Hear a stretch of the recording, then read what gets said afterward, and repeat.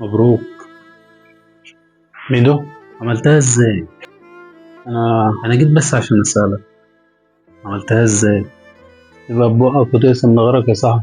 لا وانت السيد، تبقى ببقك ويستكتر على غيرك.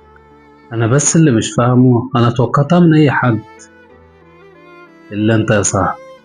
انا ما قصدتش ان اخون، انا فجاه لقيت نفسي بقرب منها، بحكي لها وبتحكي لي، لحد ما اكتشفت ان احنا شبه بعض في حاجات كتير اوي. هي فعلا شبهك، بس انا اللي ما خدتش بالي من زمان. ما خدتش بالي انك طول الوقت كنت بتحاول تشوه صورتي في عينيها.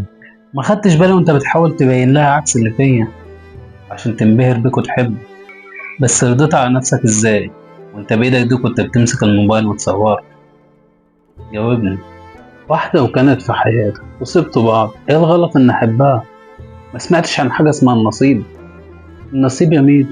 وانا مش معترض، انا مش معترض، انا بس مش عارف اروح اشكي لمين.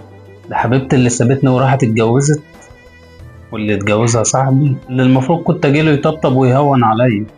انت مش بس حرمتني منها، انت حرمتني ان انا احضر فرح اخويا اشوفه عريس، وانا ما خنتكش. انا حبيتها، واللي يبص لواحدة في حياة صاحبه يبقى خاين. برضه شايفها كده؟ للأسف. كان نفسي اشوفها غير كده، بس انت اللي اخترت.